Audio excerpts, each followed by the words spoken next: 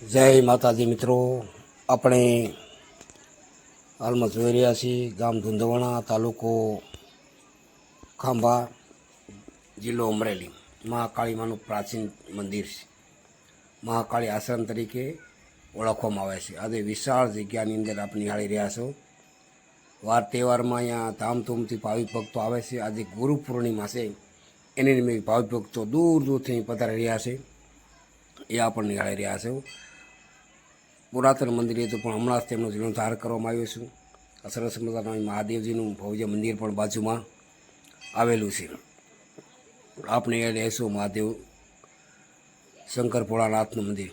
અહીં લોકો દૂર દૂરથી આવે છે અને કહી શકાય જંગલમાં મંગળ. કારણ કે અહીંયા આગળ આખું ફોરેસ્ટ એટલે કે જંગલની અંદર આ મંદિર આશ્રમમાં બધું આવેલું છે. ધુંધવાણા ગામથી આશરે લગભગ 1.5-2 કિલોમીટર દૂર છે. બાજુમાં માલણ નદી પણ વહી રહી છે અને આપ નિહાળી રહ્યા છો પ્રાકૃતિક સૌંદર્ય. આજે ગુરુ પૂર્ણિમા છે એટલે દૂર દૂરથી ભાવિ ભક્તો અહીંયા પધારી રહ્યા છે. અમે એક બહેનો સખી મંડળો પણ અહીંયા ભાવભક્તિ ભર્યા પૂજા અર્ચના કરવા માટે અને ગુરુ આશ્રમના બાલકૃષ્ણ મહારાજને આશ્રમ છે અહીંયા આગળ, એમના દિવ્ય દર્શન કરવા માટે પણ ભાવિક ભક્તો પધારી રહ્યા છે. આપ જોઈ રહ્યા છો પ્રાકૃતિક સૌંદર્ય. સારી કોર નદી છે, પહાડ છે, વૃક્ષો છે, એકદમ પ્રાકૃતિક સૌંદર્ય આહ્લાદક. તમે જોયા જ કરો અહીંયા પ્રાકૃતિક સૌંદર્ય. મોટા વિશાળ ડુંગર છે, વૃક્ષ ઘટાદાર અહીં આગળ છે, જાત જાતની વનસ્પતિઓ છે અને એકદમ જંગલની વચ્ચે આવેલું છે. મધ્યાંતરે કે અહીંયાથી બી રસ્તો પણ આગળ જતો નથી, જંગલ છે વિશાળ. એટલે આ સરસ મજાના તમે ધુંધવાણા જાઓ તો ત્યાંથી 2 કિલોમીટર દૂર છે પાર્ટીઓ છે, ત્યાં આગળથી ત્યાંથી વાર વેર તમે જઈ શકો છો. અહીં મહાદેવનું અહીંયા આગળ ભવ્ય મંદિર. ગયા વર્ષે ત્યાં સપ્તાહનું પૂરજોશની અંદર તૈયારી હતી અને ભાવપૂર્ણપણે સપ્તાહનું કાર્યક્રમ પણ ધામધૂમથી ઉજવવામાં લાખોની સંખ્યામાં લોકો હાજરી આપતા હતા. ભાવિક ભક્તો અહીંયા જે બાલકૃષ્ણ મહારાજ છે એનું જે તપોબળની હિસાબે આજે આશ્રમ સારી કોરથી કિલકિલાટ કરી રહ્યા છે. અહીં માણસો આનંદમાં લેવા માટે પધારી રહ્યા છે. આ તમે નિહાળી રહ્યા છો. ઘણી બધી બહેનો પછી સખી મંડળો સાથે અહીંયા પધારી છે. અહીંયા આગળ રહેવા જમવાની પણ સુવિધા છે, આપ જોઈ રહ્યા છો. અચાનક પ્રવાસી યાત્રીઓને કદાચ વહેલું જવાનું છે તો ઉપર સુવા માટે આ આરામગૃહ પણ બનેલો છે. નીચે સારી બસ સંપૂર્ણ સુવિધા છે. માગો તો આપ દેખાય છે ત્યાં આગળ ઉપર આરામગૃહ છે. અહીંયા જે પર્યટકો આવે છે એ આરામથી રહી શકે છે. જંગલ વિસ્તાર છે એટલે 10 થી 4 વાગ્યા સુધી અવર જવર સારું રહેશે અને 4 વાગ્યા પછી આપણને મનાઈ કરવામાં આવશે. કારણ કે જંગલી જાનવરોને અહીંયા ઘણી બધી ગીચતા જોવા મળે છે. એટલા માટે થઈને આજ ગુરુ પૂર્ણિમા છે, દૂર દૂરથી બહેનો પણ પધારી છે. આપ જ્યાં નજર કરશો ત્યાં આગળ તમને વાહન જંગલની અંદર છે. ભાવિક ભક્તો અહીંયા ગુરુ પૂર્ણિમાના દિવસે પધારી રહ્યા છે અને ધુંધવાણા ગામના જે યુવાનો છે એની પૂરી મહેનત છે. રસોડા વિભાગ સંભાળે છે. દર વાર તહેવાર હોય ત્યારે ઘણી બધી વસ્તીઓ અહીં આગળ કામ ધામધૂમથી દર્શન કરવા માટે આવે છે.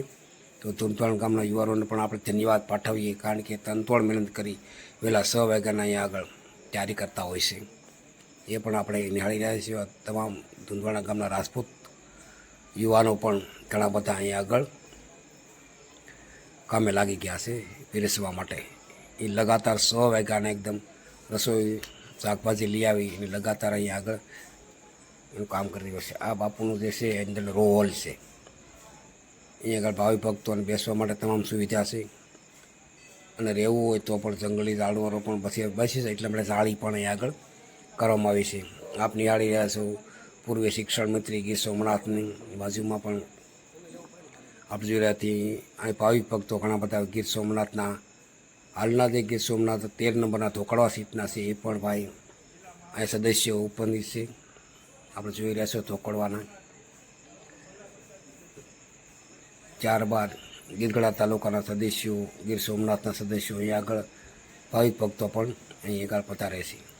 કારણ કે અહીંયા બાપુની મહાનતા જ અહીંયા છે. અહીંયા કોઈ નાના મોટાનો ભેદભાવ બાપુ રાખતા નથી. બધા એક સાથે એક પંગત ઉપર જ બેસાડે છે. અહીંયા કોઈ મોટો નહીં, અહીંયા કોઈ નાનો નહીં. એવી રીતે ભાવિક ભક્તો અહીં દૂર દૂરથી આપણે આવે છે. આ જિલ્લા સદસ્ય છે છતાં પણ આપણી સાથે બધા બેઠા રહ્યા છે. તો અવશ્ય આવો તો ચોક્કસપણે તમે ખાંભાથી 20 કિલોમીટર દૂર છે અને ઉનાથી પણ 20 કિલોમીટર દૂર છે. તો એકવાર અવશ્ય મહાકાળી આશ્રમની મુલાકાત 100% કરજો. અહીંયા ભવ્ય તમે જંગલ છે. આ જંગલની અંદર સદા શાંતિમય વાતાવરણ આપણે જોઈ શકશો. એકવાર આવશો તો ખ્યાલ આવશે કે માલણ નદીને કિનારે ભવ્યથી ભવ્ય આશ્રમ અહીં આગળ બનાવવામાં આવ્યો છે. અહીં યાત્રિકો માટે પણ રહેવાની સુવિધા છે.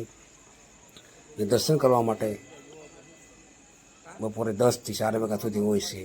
આ ખાસ જેની નોંધ લેવી.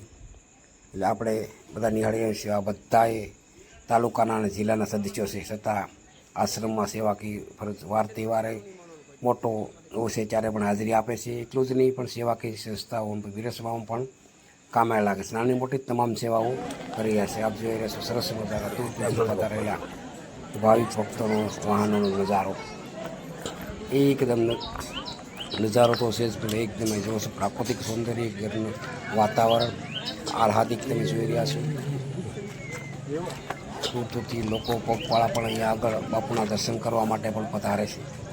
બાલકૃષ્ણ મહારાજ આપ જોઈ રહ્યા છો તેના તપોબળથી અહીંયા છેલ્લા 5 વર્ષથી ભવ્યથી ભવ્ય અહીંયા આદર સત્કાર અને એની ભાવનાથી આ આશ્રમ જોશની અંદર લોકોની ભાવમય એક ભક્તિમયનું આ પ્રાધાન્ય બની ગયું છે. લોકો દૂર દૂરથી અહીંયા આગળ આવી રહ્યા છે. ચારી બાજુ ગેટ છે કે જેથી કરીને જંગલી જાનવરો રાત્રિ મુકામ કરવાવાળાને કોઈ તકલીફ પડે નહીં એવી પણ સુવિધા અહીં આગળ કરવામાં આવી છે. આપ જોઈ રહ્યા છો આ જંગલી એકદમ કુદરતી વાતાવરણ. ચારે બાજુ ડુંગરાળ છે, બાજુમાં માલણ નદી વહે છે અને હરિયાળી પ્રાકૃતિક સૌંદર્ય આગળ તમે નિહાળી રહ્યા છો. તમને જોઈ રહ્યા છો દૂર દૂરથી પધારેલા ભાવિક ભક્તો અહીંયા આગળ પોતાના વાહન લઈને પધારી રહ્યા છે અને એકદમ ગીરનું આહલાદક વાતાવરણ તમે જોઈ શકો છો. અહીંયા આગળ કે ખરેખર જંગલ વિસ્તારની અંદર આવું ભવ્ય આશ્રમ બનાવવું, ભવ્ય મંદિર અંચના, અને એમાંય ભાવિક ભક્તો ઉમટી પડે છે લાખોની સંખ્યામાં. જ્યારે સપ્તાહ મોટું આયોજન હોય છે ત્યારે આજે ગુરુ પૂર્ણિમા છે તો હજારો લોકો અહીંયાથી 9:30 વાગ્યાનું શરૂ કર્યું છે. હજુ સુધી આપણે ખ્યાલ છે કહેતા કે 4 વાગ્યા સુધી લગાતાર લોકો અહીં જમવા માટે વધારે છે. તો એવા શ્રમિક લોકોને પણ ખૂબ ખૂબ આપણે ધન્યવાદ આપવો જ રહ્યો. કારણ કે વહેલા 5 વાગ્યાથી કામ કરતા હશે ત્યારે રસોઈ બનતી હશે અને 10 વાગ્યા પહેલાં તો અહીંયા આગળ જમણવાર ચાલુ કરી દેશે. એટલે ટીમ આવે એવું અહીંના સ્થાનિક લોકોએ કહેવામાં આવ્યું છે. તો સરસ મજાનું આ ગીરનો તમે મોજ માણી શકશો. અને માત્ર ધૂંધવાણાથી 20 કિલોમીટર દૂર છે. આવો તો એકવાર અવશ્ય તમે મુલાકાત મહાકાળી આશ્રમ મહાદેવના મંદિરનું દર્શન કરજો.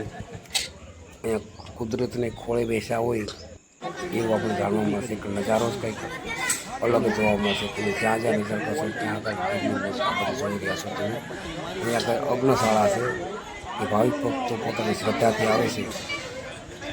અગ્નશાળામાં હોમ શાંતિથી કરી શકે માટે અગ્નશાળા બનાવવામાં આવી છે.